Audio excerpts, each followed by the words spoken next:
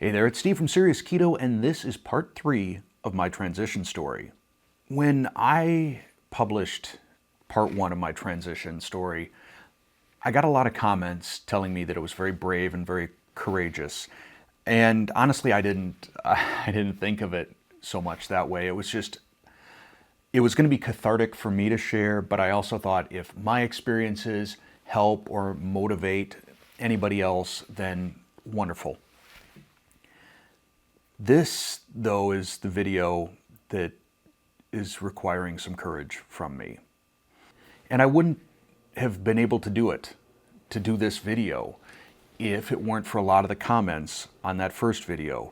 There was a very evident common theme of spirituality that I saw in those comments that made it feel okay for me to share my very personal and private, up till this point, feelings on spirituality. Now, I want you to know, before I start, that this is not going to be the vlog equivalent of me trying to stuff a pamphlet in your hand. These are just my beliefs. And everybody has their own very personal beliefs about faith and spirituality, or lack thereof. And it can be very easy to get emotional about that, especially with other people who disagree with us. So I would ask that we all recognize that people have different relationships with their higher power, different thoughts and feelings on spirituality, and that's okay. We can have a difference of opinion, but we can do so respectfully, especially down in the comment section. Cool? Cool.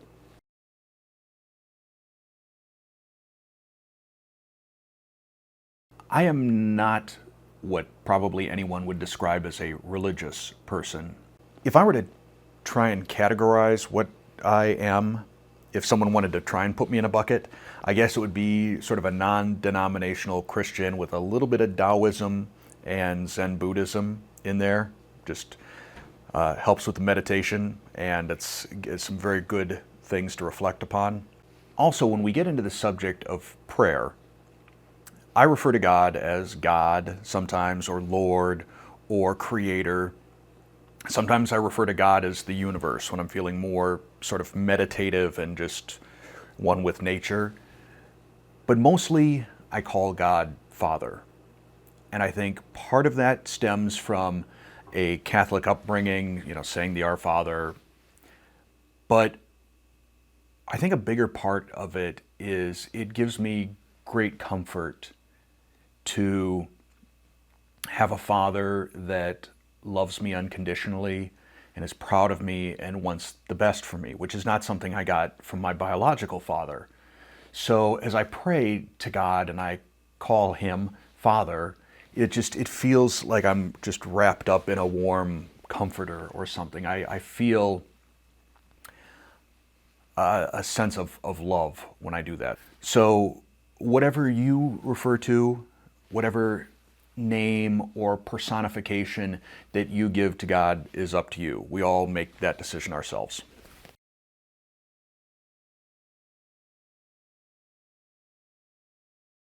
When I first started praying, it was probably at age 3 or 4, and it was part of the bedtime ritual. It wasn't a choice. I didn't decide that I was going to pray. It was, these are the things we do before we go to bed. We brush our teeth, and then we kneel beside our bed, and we pray. And, it was a lot of, God bless mommy, and God bless daddy, and God bless grandma, and God bless, this uncle and that aunt, and God bless my teacher, and God bless the milkman, just sort of running through that. And then when that bedtime ritual went away, so did my prayer. I wound up going to Catholic parochial school, so there was plenty of prayer going on there. A lot of that was it was sort of recited type of prayer. It was just memorization. I don't know that I was especially engaged in prayer for many, many years, though I was praying at church. Then when I was 14 years old, I broke my leg during a wrestling match. And it was a bad break. It was a spiral fracture of my left tibia, so the larger bone in the lower leg.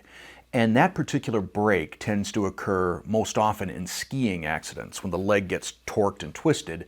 and the fracture is like a corkscrew. So it needed to be surgically reset, and I needed to spend 3 days in the hospital. As a side note, my dad never visited while I was in the hospital. But while I was there, feeling kind of scared and alone, I prayed. For the first time in probably 10 years, really prayed, had a conversation with God. And I have prayed every night since then. So I think that might have been like 1983, something like that. And I've prayed every night since. Not only did I find myself praying at night, I found myself praying a lot when I had quiet moments to myself. Or not quiet, if I was out mowing the lawn and it was just me and my thoughts. But regardless of whether it was night or day, my prayers had a similar theme for decades, which was, please God, and then my ask. Let this happen. Please God, give me this.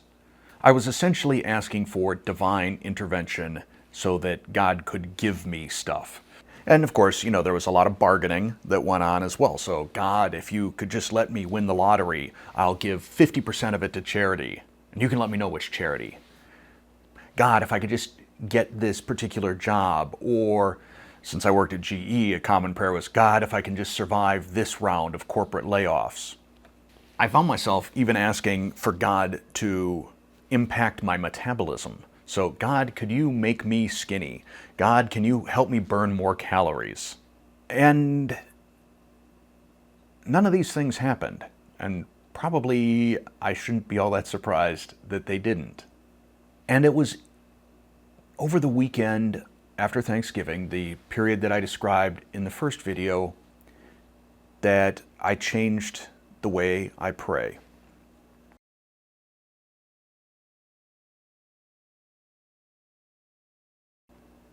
It's always been sort of conversational, just me talking to God, very one-sided conversational. And after I had had that epiphany and knew that I needed to learn how to walk again, figuratively, as I was praying, I asked God, what do I do? What do I do now? It's the sort of cliched, just give me a sign, any sign.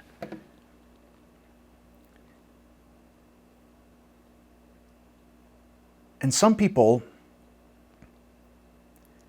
have claimed to have heard the voice of God during prayer or other times. I never have. But when I asked that question of God, something happened inside my head. I didn't hear something with my ears, but there was a thought that came into my brain, and it didn't feel like it was my own.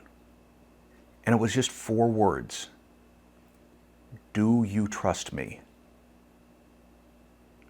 And it freaked me out, because that was not my thought. Or maybe it was. Maybe it was some sort of subconscious thing, me projecting God into my own brain. That's probably what an atheist would think. And whether that's the case or not, I got the right message. I believe that it was God. And I spent then a lot of time just suddenly wide awake. I had been sleepy. I was getting ready to go to bed. This was my bedtime thing. I say a prayer, and suddenly, do you trust me? Was in my head. And I wanted more. I started thinking, God, if that's you, tell me something else. Make a curtain move, just anything, any little sign that was in fact you. And I didn't get that. But that didn't shake my faith, my belief that this was a message. The next morning, I was down in my basement office at my desk, and I've got this little daily calendar. It's You Are a Badass. And I got it at a pretty steep discount because I think I got it in February at Barnes & Noble. So we'd already missed a month, and I wasn't up to date with the dates, and I just kind of, whenever I thought about it, I'd peel off a page and see if there was anything inspirational to say to me. And that morning, as I peeled off a page and I saw the next saying, it was, ask yourself which is stronger, your faith or your fear? And I thought, whoa, this is either one heck of a coincidence or I'm getting some sort of a sign here. Whether you are a spiritual person or not, this is a great little phrase to reflect upon. What is stronger? Your fear or your faith? Which are you going to give more power to? Which are you going to give more of your emotional energy to? And whether that's your faith in a higher power or just your faith in yourself, your faith to overcome, it's a great little question to ask yourself. Every day, what's stronger? My fear or my faith? That night, then, I shifted my prayers to a new sort of strategy, and it's one that I've used ever since, which is, God, Father, I believe you're giving me signs, and probably have been for years, that I've just been too busy, too preoccupied, too full of myself to notice. So, please, this is my new ask.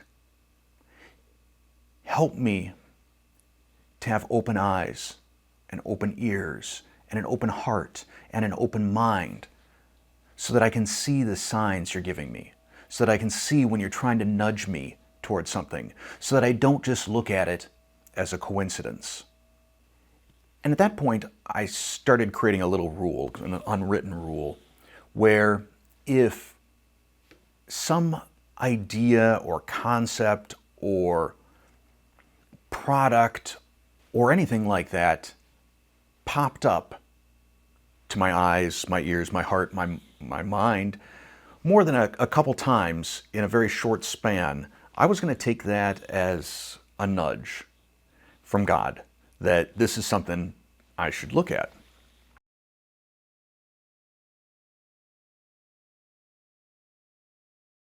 Over the course of a couple of days, I got an email from Audible. I subscribed to Audible with a recommended books list, and at the top of the list was the book Presto by Penn Jillette. And I kind of ignored that. I like Penn and Teller as a comedy magic act. Penn is probably not a person that I would hang out with, though.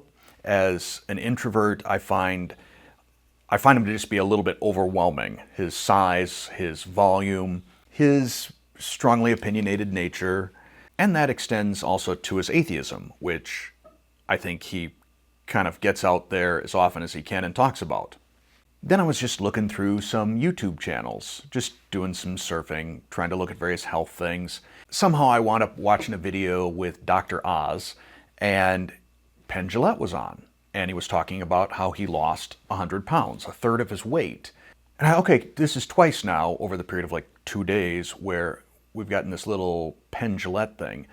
And then I think I got a Ticketmaster email saying that Penn and Teller were going to be coming to Milwaukee. So now 3 times I've gotten this Penn Jillette message. Coincidence?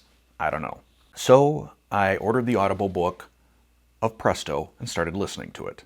And almost immediately, all of my thoughts on Penn were kind of confirmed. He wastes no time getting to the topic of atheism. There is a ton of F-bombs. I mean, Penn uses F-bombs like a noun determiner. And I'm no stranger to salty language myself, but I like to save it sort of for special occasions. And I couldn't help but think, maybe I was wrong. Maybe this wasn't some sort of a sign from God. This was just a crazy coincidence. But as I listened to it, I started picking up some different messages. I found it sort of inspiring. Penn was also in a fairly bad place, more so health-wise than emotionally. A lot of what Penn was saying is not dissimilar to what we hear in the keto community about the standard American diet, SAD, what's worthwhile exercise versus what's not, especially in terms of attempting to lose weight. Also, Penn, though an atheist, is sort of a spiritual person. He starts to talk in the book about meditation and his sort of prayer, which is really, for him, he says it's just self-talk. But then he kind of admits that in a way it's largely prayer. He's just praying either to himself or his subconscious or to the universe.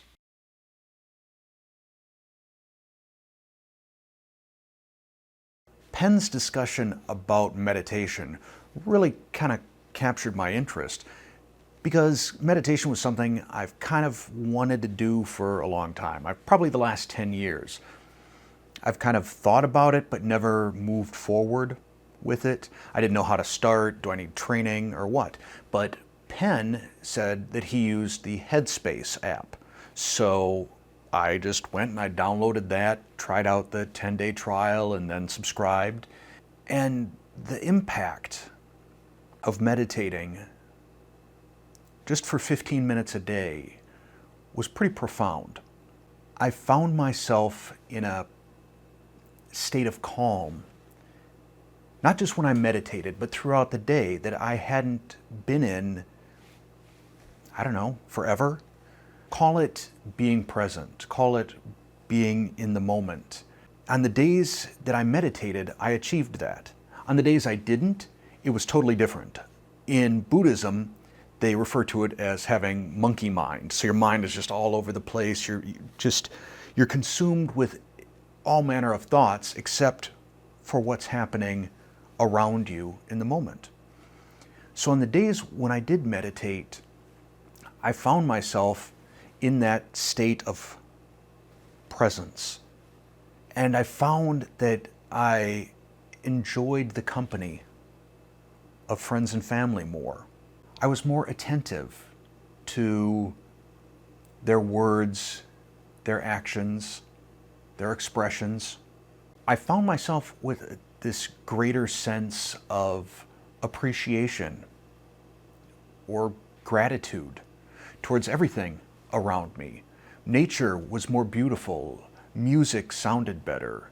But because I didn't have the monkey mind going on, because I was in the moment, I was more aware of the signs I had asked God to show me, the nudges, the direction. I wasn't sure where they were leading, but I knew that I was moving forward, and I had faith. My faith was stronger than my fear. And perhaps because I was being more attentive, there was a paragraph that was probably just more or less a throwaway in the book Presto, where Penn talks about how even though he was doing this vegan diet, he had gone into a state of ketosis. And when I read that, it was like a light went on. I had done Atkins 20 years ago, and really that was the basis of my knowledge of keto. And I was pretty sure that keto had probably evolved a bit over the last 20 years. So I started to look into it as I finished Presto. So when I finished the book, and it took me a little time to get through it, because usually I just listen to audiobooks when I'm in my car or if I'm out going for a walk.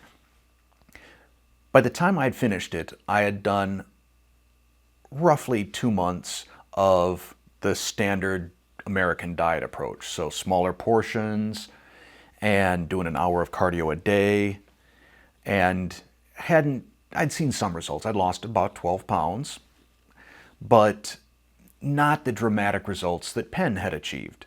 So I decided this is just crazy enough that I'm going to emulate what Penn did. I'm going to do it for 8 weeks. I think he went 3 months, but he also had a few more pounds to lose than me. The results were dramatic. In the next episode, I will talk about specifically the Presto diet and what I did and what the impact was over those 8 weeks, and how, despite the fact that Presto and the diet that Penn followed is vegan, how it wound up leading me to keto. Now, I don't want you to think I've just been stringing this on as long as possible before getting to what I actually did to transform myself, because really it had to be not just about the diet. I had done that before. I had done just the diet and it wasn't sustainable. It's like a stool or a table. It needs 3 legs to stand. And I believe that those legs are the emotional, aspect, understanding what has driven us to some of our bad behavior. The spiritual aspect, how can we connect with something bigger and draw comfort from that and support from that? And then, and only then, the actual physical aspects of the diet. If I didn't do that, I was going to repeat what I'd been doing for the last 20 years. And I wasn't going to do that anymore. So that's it for this episode. Thanks for watching.